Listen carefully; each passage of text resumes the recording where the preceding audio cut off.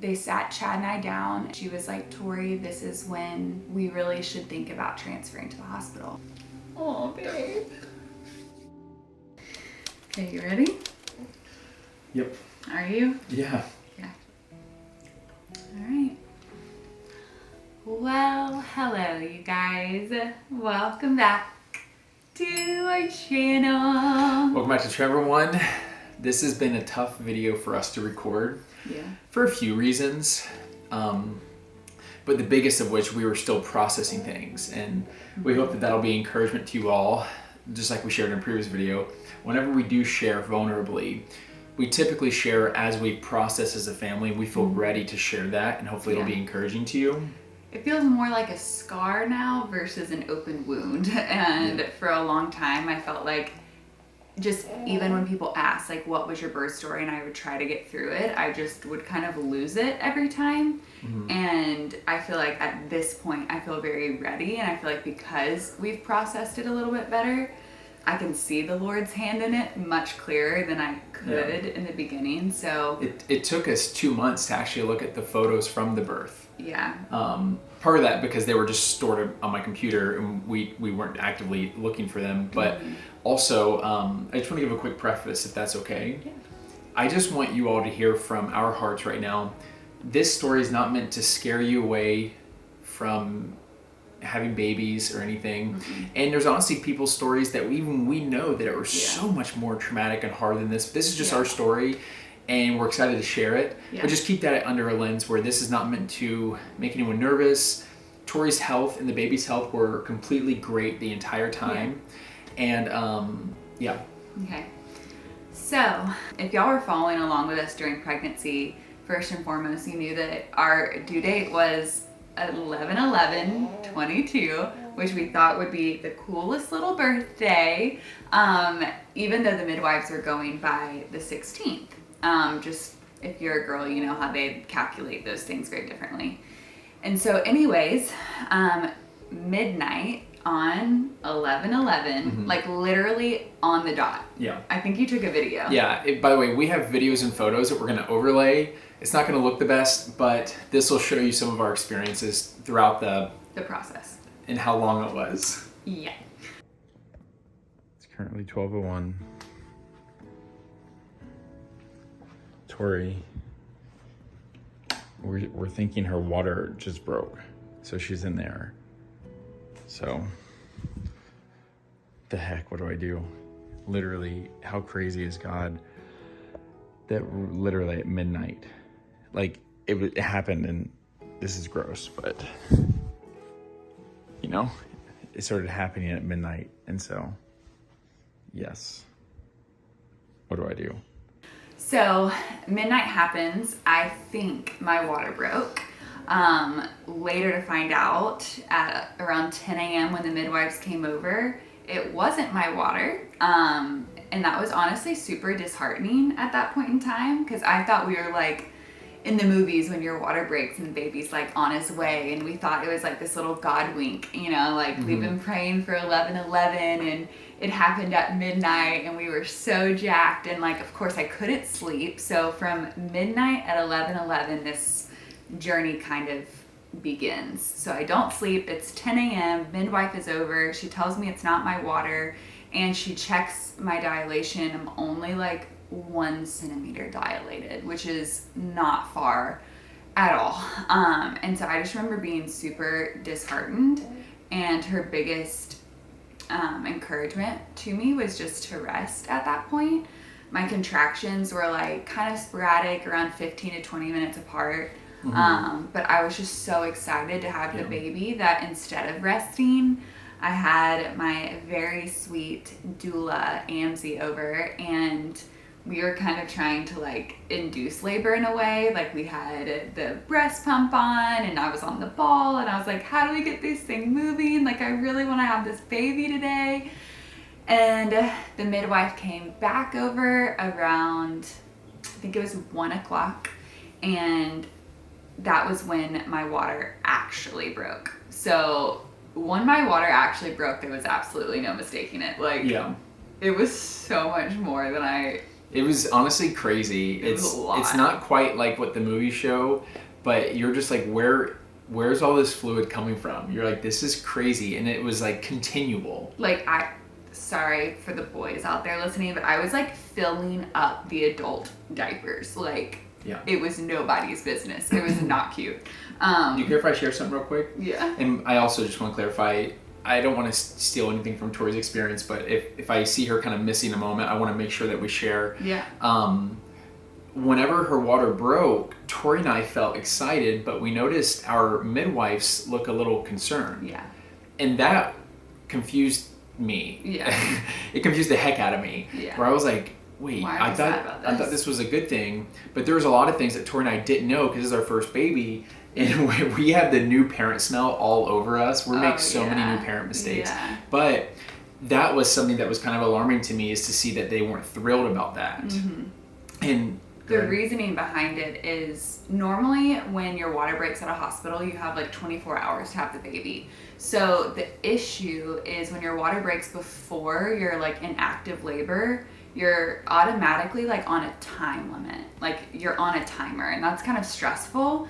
But even with that, I was like, well, there's no way that like, because they started like saying things like, okay, well, tomorrow. And I was like, why are you talking about tomorrow? Yeah. It's 1 p.m. Like, no, I'm definitely having this baby tonight. Like, I do not know why they were talking about tomorrow at all. And I was getting just so confused in my head. And like Chad said, like, when they were disappointed, I'm like, why are people like sad about this right now? Like, I genuinely thought this was like, this is amazing. It's 11/11. I remember her even saying, because she knew that I really want to have the baby on 11/11, she was like, this morning I literally thought about you. Like, how are you feeling that it's not going to be today? And I was like, it's not. It was very, but then again, we just didn't know a lot. Yeah. And the reason they were upset is because they wanted us to be able to have a home birth for sure. Mm-hmm. And since there is that timeline before it could become a health complication or bacteria, I don't want to get into all that stuff. They really wanted to, because we've been working with them for the whole time, for 9-10 months. Yeah. And so, so they really were hoping for us to be able to have a home birth. Yeah. And so they end up kind of heading out again. She was like, if anything changes, if your contractions get more intense, or if they get closer together, like, call us back. We're only, right down the street. So I'm like, okay. And my sweet doula just pretty much stayed like the whole time. Mm-hmm. She was so sweet, and highly recommend having a doula if you're currently pregnant, just for like the emotional support too. And so she was here, she was helping out. I was still doing like everything I could, because now not only do I feel like I'm on a timeline, but like I still want to have the baby that day, like selfishly. Yeah. And and we thought, as Tori was becoming dilated, we thought that she was having like full-blown contractions, because she had never had them before. So I didn't know. Like, a lot of people would say that contractions feel like period cramps. And I'm like, great. I thought I was just handling the pain well, truly. Because I'm like having contractions, but they're not like active labor contractions.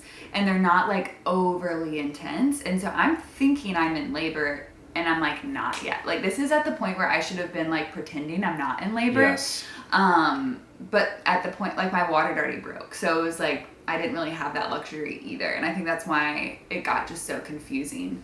So then it's like later on into the night, things have not really progressed at all. I think I'm maybe at, I think they checked me and I was at 3 centimeters towards the end of the night. And they were like, okay, we're all going to go home. We're going to get some sleep. Call us in the morning. And I'm like, holy, like how long is this going to take? Like, am I going to like just keep having these contractions all night? Like, She was awake every 15 minutes. Yeah. And so I remember I like laid down in the bathtub that night. Like, I have a little cushion thing that like keeps me upright. And I would just lay there and I would kind of fall asleep in between contractions. But obviously it's like 15 minutes here, 15 minutes there.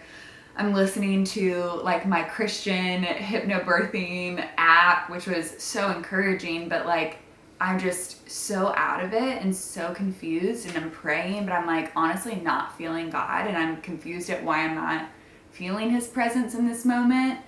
the next morning comes around. I remember I'm like laying in the bathtub and it's 6 a.m. and I can tell. So at this point, it had been how long? 20 something hours. Yeah.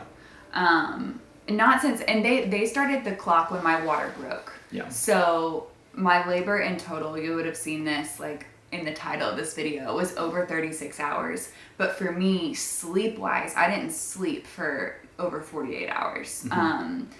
And so it's like 6 a.m. I remember like the morning light was just starting to peek through. Maybe it was like closer to 7. And I told Chad, I'm like, man, this would be so beautiful to like have the baby in the morning light or like the golden sun of the morning. Like that would be so dreamy. You know what? Like 11, 12, 22 is still such a cute birthday because it's like 1, 1, 1, 2, 2, 2. Mm-hmm. Like, so I'm like trying to kind of get over the dream of like, it's not on 11/11, which I like thought it was going to be the whole time, but it's fine.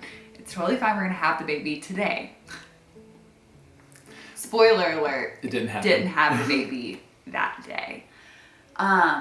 So midwives come back over again around 10 a.m. the next morning. Contractions are getting pretty intense at this point. This is the point where I'm like, I want to take off my clothes. I'm in pain. Our friend and photographer, Kelly, she actually had 2 different weddings that weekend. And we also had our friend Sydney, she's another photographer on deck, but she lives in Orlando. We were trying to keep Sydney updated to come and actually shoot it, but because things were so wild, we were like, we have no idea when we're actually gonna have the baby, and we don't want you sitting here for like this many hours. But Kelly was right down the street. She had 2 weddings. She had a wedding on Friday and a wedding on Saturday. So she was here before her wedding on Friday, after her wedding on Friday, and before her wedding on Saturday. Mm-hmm. So she's over, and I remember it was really, really intense. So we thought I was gonna have the baby midday on Saturday. They had checked me and I was 7 centimeters dilated, and it was like brutally painful. For me, that was kind of crushing for me. I didn't like feel prepared for that kind of pain. And I honestly felt so naive. If y'all remember the video I did with Milena back when we were in Michigan, I was like halfway through the pregnancy, and I was very much like, I've had stomach pain my entire life. Like, I know it will be painful, but like, I can't imagine it being like that much more intense than that pain. Wow, was I wrong? Wow, was I wrong? I truly just was not expecting that kind of pain at all. And that was at 7 centimeters. And at this point, Kelly left to go shoot her second wedding. The midwife called in her team because she thought, actually this was before they checked at 7, just from like my pain level, they thought I was getting ready to push the baby out. And I was in the bathtub, which I was like thinking that's where I was gonna give birth. Spoiler alert, not where I gave birth. And oh gosh, I bet we even have some footage because we kept setting up the camera, like thinking like, oh, this is this is about to happen. This is about to happen. I think we set the camera up at least 5 different times thinking I was getting close to pushing the baby out. This is at 1 p.m. So 1 p.m., I think I'm really, really close. And I was like, can y'all check me again? Because with a midwife, you have the option. I think you actually have this option in general. When it comes to dilation, you can get checked as much or as little as you want. And for me and my personality, looking back, I think I would have preferred to get checked more. But a lot of people say they would have preferred to not get checked at all. I think it's really just more like your personality. For me, being like a dancer and an achiever, there's something about almost like hitting milestones that's like motivation for me. And so I think because I didn't even know where I was at, it was like hard because they just kept saying, you're so close, you're so close, you're so close. Yeah. But it had already been so long that I was like, I no longer trust you when you say I'm so close. And so and I think what they meant is you're so close to the next stage, not to the baby coming out, but like apparently there's a lot more levels to the process than my water breaking, then an hour later the baby's here. I'm just saying, for example, there's so many more milestones within there. Yes, and I did not know that. All I could think was like, oh, my girlfriend Christian and I were talking, and she went from 6 centimeters dilated to like having the baby in an hour or something crazy. So I didn't realize that for most women it takes about an hour per centimeter that you dilate. Is it an hour or is it like 2 hours? An hour normal. Okay. Like, but that's just like on average. Some it's a lot longer, some it can be even shorter. And so when they checked me at 1, that's when I was at 7 centimeters. So that was really discouraging because I was not close to pushing the baby yet. I knew that around 8 centimeters when you like transition, and to not even be there when I thought like I was literally ready to push the baby out was really sad for me. I remember like crying because at this point I'm like, I hadn't slept. I didn't have an appetite, so I wasn't really like eating that much. And I literally thought that we were about to have the baby and we weren't. And so I was super sad. At that point, I was like, can you please like put me in any position that would help this baby like get out sooner? So for the next couple hours, they put me in some of the most like painful positions to have contractions. And keep in mind, we're at home, so there's no pain meds at all. And the level of exhaustion, I'm sure, was just like making the pain level even worse. About 3 hours later, I'm like, can you please check me again? Like, I have to be getting close. They check me again, and I'm still at 7 centimeters. And that was the biggest blow. Yeah. That was like, it was such brutal pain for her. And to go through that long where there should be progress being made, you should get to that place where it's like, okay, I'm at least 1 or 2 more centimeters more, not exact same place. It just felt like all the pain was like for nothing. And I was like, what is going on, God? Like, seriously, what is going on? And at that point, they sat Chad and I down, and she was like, Tori, this is when we really should think about transferring to the hospital. And I looked at Chad, and I went from having contractions every 3 to 5 minutes at that point to my body stopped contracting completely. Like, I did not have a contraction during that entire conversation about transfer that lasted about 20 minutes. And so I asked them to leave the room and let Chad and I just talk for a little bit, and they left. And I remember crying out so loud. Like, I had just never been so disappointed in my entire life, honestly. So I truly had like never been that disappointed in my entire life. And at this point, Chad was kind of like, I need you to make the decision, because for him it was incredibly hard to just like continue to watch me in this amount of pain and not be able to do anything. And for me, there were times when I was contracting and I would literally look at him and be like, help me. And I can't even imagine the heartbreak that he must have felt in those moments, because like there's been moments where Chad doesn't feel good because like he's throwing up, and my heart like literally rips apart, and like I cry because I like can sense that he's in a small amount of pain, and I just like cannot take it. Yeah. And I went through definitely like the stages. I don't want to say the 5 stages of grief or whatever it is, but I definitely like, I started off kind of like just like cheerful and just like, hey, we can do this, you got this, I'm here with you, praying, all this stuff. And then like, by the way, this was over the whole span of time she's already shared about, but then, you know, probably 12 hours later, I got to this place where I'm like, you can name the baby whatever you want. So Micah was chosen by her. I actually had a different name. And so it's like, I saw how much she was going through, and then it was like, okay, going through some more hard time where she's on what was called the dilation station, you know, trying to have dilate. I'm like, okay, anywhere you want to go in the world, we'll go. Like, this is just so much. I'm just trying to cheer her up. And then when it got to this part of this conversation, she had already suffered so much. And I never want to take away from what she felt. So I'm just going to share from you as like a future husband, future father, from your perspective. It's like, you know, when you see in movies where whenever someone really wants to cause someone harm, they'll hurt that person's family. That's how I felt. I felt like I couldn't stop the pain, and it was just brutal for me, and it really defeated me. I never wanted her to see me shake or crack, so I would remove myself maybe every hour or so just to catch my breath. Yeah. And I actually have a video I'll show you guys. Oh gosh, I haven't seen it.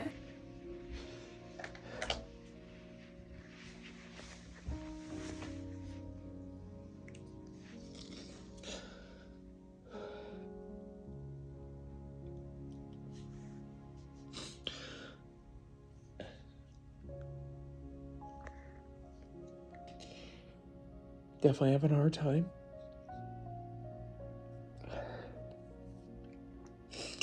Trying to be strong for Tori as she's going through all that is so difficult.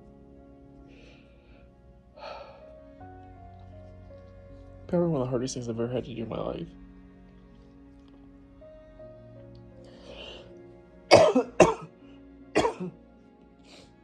Oh man. I'm just so defeated right now.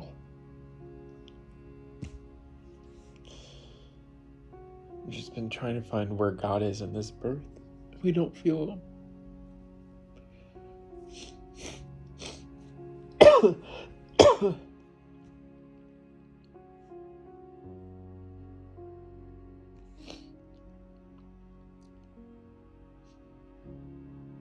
Yeah, it's sad.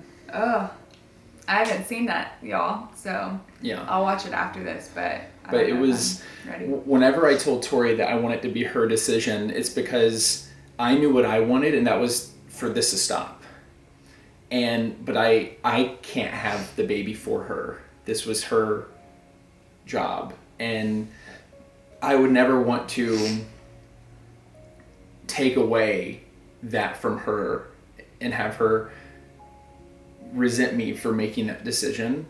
I really needed her, but I also, just to reiterate, they would take her vitals and the baby's vitals after every contraction, literally every few minutes. Mm-hmm. And they were laughing about him because he was so calm. Like his heart rate never changed. It never dropped. It never went up. Like he could care less that he was being birthed. It's what they kept saying. It's like he doesn't care that he's in. And so again, this was about pain for Tori and the timeline of needing to transfer. Yeah. So at this point, it was already past 24 hours, which is what the hospital allows before a C-section, or they're doing something else. I'm not exactly sure hospital policy and where in the world the policy is. But here, I'm pretty sure that's what the policy is. And so for me, I didn't even know that going in. So when they mentioned going to the hospital, I wasn't even thinking once I get to the hospital, they'll probably rush me in for an emergency C-section. I was just thinking at this point, it's past the point of getting an epidural. And I can fully say this now. There are so many times during labor, I'm like, this is why women get an epidural. This is 100% why people get an epidural. If I had had the option to get an epidural at home, I probably would have. I was in so much pain. And so I never want it to come across I didn't get an epidural and no pain meds. It's look at me, holier am I. That is not the case. My empathy for women in general and the birth process, whatever measure it takes to get your baby out healthy is your story, and more power to you, because it is no joke. And everyone has their own story. Everyone has their own story, and every story is beautiful in its own way. And I'm trying to learn that, because for a while I didn't really see the beauty in it at all. And now looking back, I can. I'll get to the happier part of this, but it really was pretty traumatic, just to say the least, in my own life. I know there's so much more depth to what trauma is, and so I use that word lightly, but anyways, so they leave the room. I'm talking to Chad, and he looks at me and he's like, have you had a contraction? And I'm like, no. Like I literally, my body, when they mentioned going to the hospital, it shut down completely. It was like my body was like, I no longer feel safe. This is not what we're doing. And for me, there was like small little reasons where I'm like, I don't even have a hospital bag packed. We just got a new car delivered. We don't have the car seat installed. Like, we are already paying for a home birth. The hospital doesn't take our insurance, which means we're gonna have to pay for a home birth and a hospital birth. Like, there were so many just like logistical things in my head. But now looking back, I'm like, oh, like it was so much bigger than that, because I really, like, my prayer was to have him naturally at home and be able to do that, like a vaginal birth. And if we had gone to the hospital, that wouldn't have been our story. And so we brought them back in, and I said, I need to ask you all a question. Like, is this a medical emergency for transfer? And she says, no, this is not a medical emergency. We just know that, like, you are in maternal fatigue because it's been so long since you've had any sleep and you have not had enough food. And they knew how much work I still had to do being at 7 centimeters, having to go through transition and having to push. So they're like logically thinking, you still have a lot more work to do and you're so tired.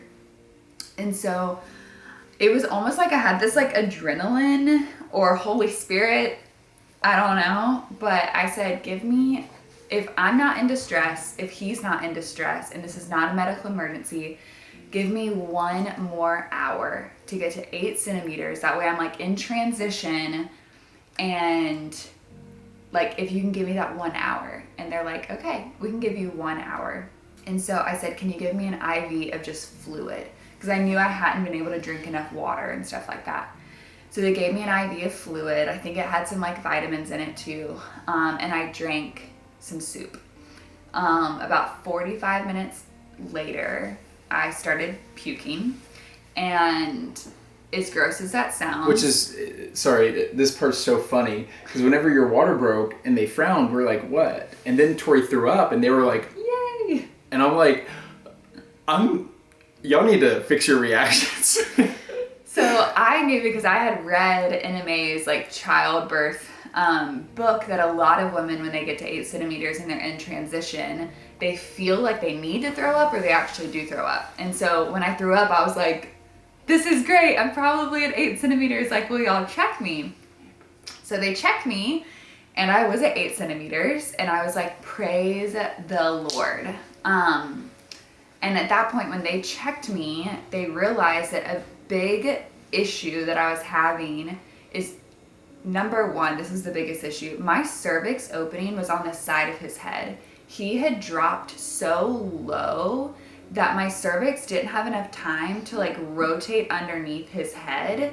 And so he was pushing down, which should have made my cervix dilate because of the pressure. But because my cervix was on the side, he was just pushing down. I was feeling the pain with no progress.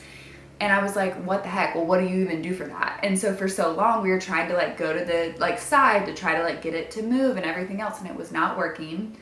So now I'm at 8 centimeters. I'm wanting to have a water birth. So I'm like, can I get back in the tub now? Like, I'm thinking I'm close.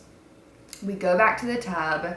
And y'all, it's like late at night at this point. We're like past 30 something hours. I think we're at like 34 hours.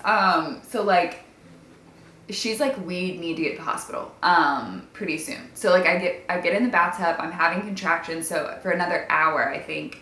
And I'm just like falling asleep in between contractions. And so she's like, Tori, again, I think we need to think about transfer. And I was like, you have got to be kidding me. I was like, why are we talking about transfer again? I thought we were past this conversation. And she was just like, well, so the water kept stalling Tori. Yeah. Tori would become too relaxed in the water. Yeah. And so just progress would like diminish, and I would get like so relaxed and tired that I wasn't like actively like doing anything, I guess. And so I looked at her and I was like, the only thing they're going to do at the hospital is either rush me in for an emergency C-section, give me Pitocin, but Pitocin's to like help you contract, and I wasn't having issues contracting. The contractions just weren't like doing what they needed to do.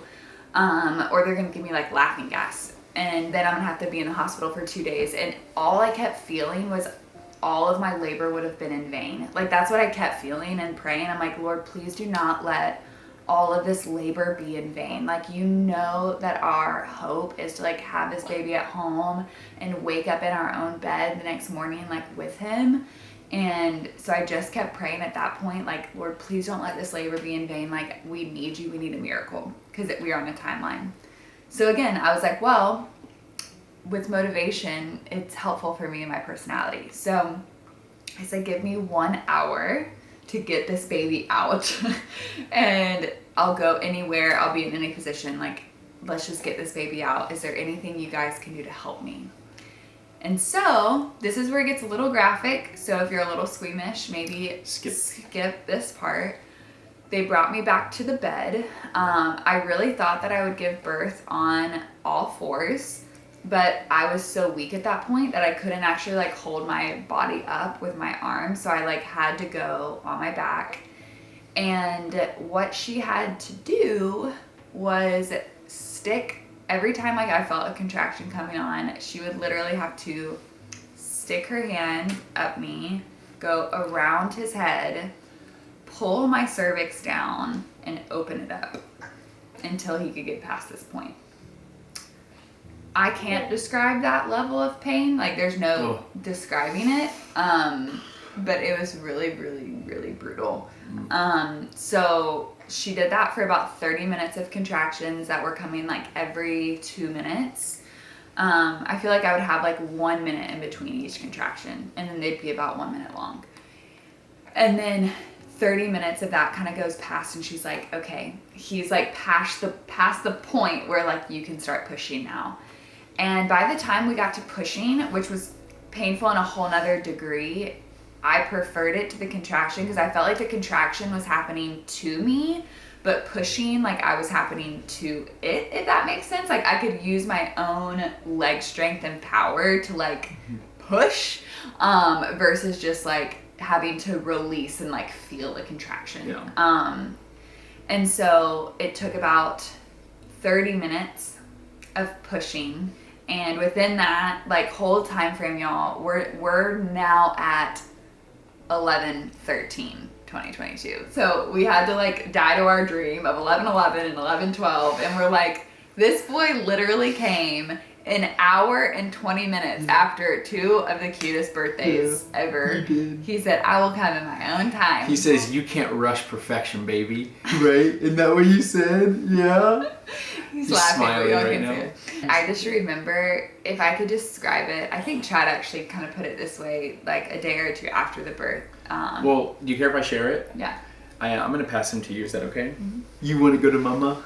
You want to go to mama? Hey, Beba, we're talking about you. So this is the part that I really hope is encouraging to you all, because I witnessed this firsthand. And there's another thing I witnessed way after, like probably a month after, that I really want to share too after this.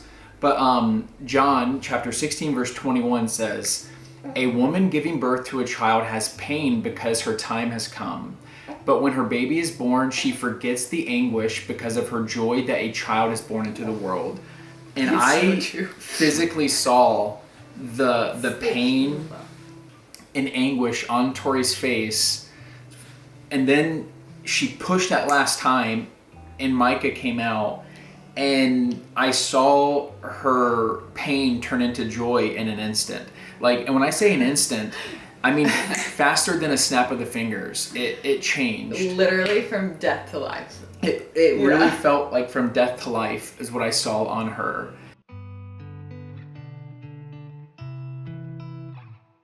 Oh my gosh. Oh my gosh. Here he is, baby. Oh.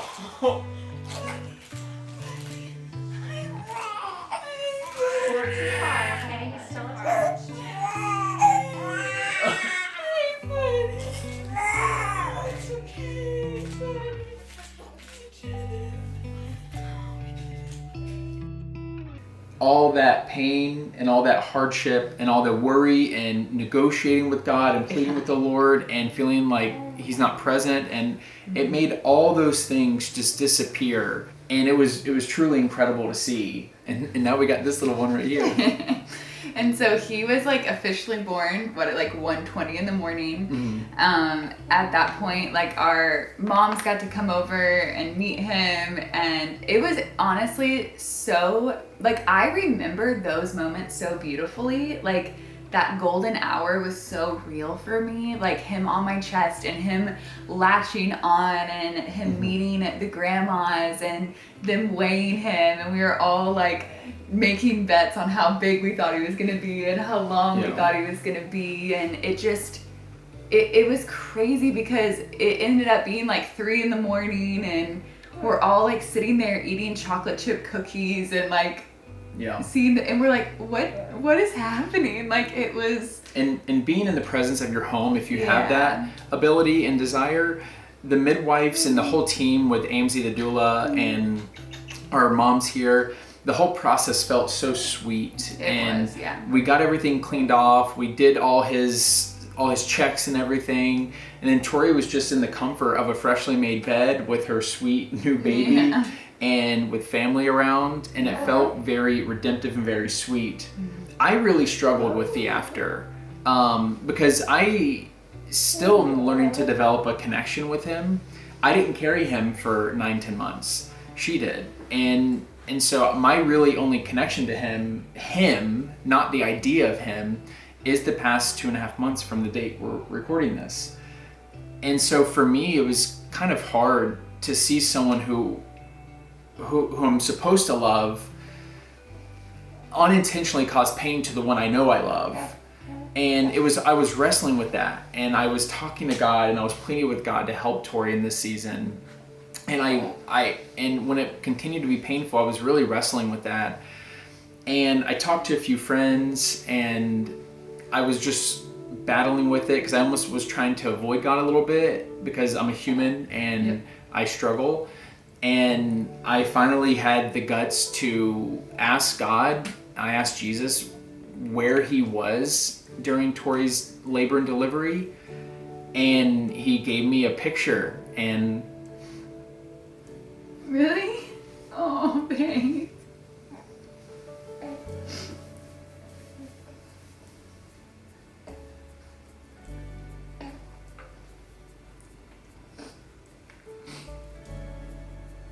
I just saw like Tori on the bed with my hand on her shoulder and then with his hand on my shoulder.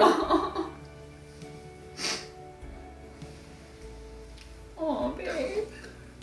And it just kind of meant to me, it's like he's with us in our pain. And it's not always deliverance from it, but it's faith and comfort inside of it. So. Oh, that's so sweet. Okay. I think I'm done. Can you hug your little boy? He's got my hair. Oh, he's so strong. Are you very strong? Yeah. Looking back, like, God never left us. He never forsaked us. And there was honestly so much beauty inside of our story because it was our story. But we are gonna do like a Q&A. And so if y'all have like follow-up questions, you can leave them in the comments below. We will check those questions. I will also probably put up a Q&A the same day we post this or the day after over on Instagram, and we'll just do like a Q&A about our home birth experience as a follow-up, because I know that there's still so many things that we left out and so many things that y'all probably have questions on, and so we'll make sure to do that. But that was our first story, y'all. This is the gift. That is the gift right there. You the gift, Bubba? Our little miracle boy. Are you the gift? Yeah. Our little miracle boy, we love you. You are worth every second. Yes, you are. You are worth every second, Bubba. Love you, Bubba. We'll see y'all in the next video. Love y'all. Do do do do do.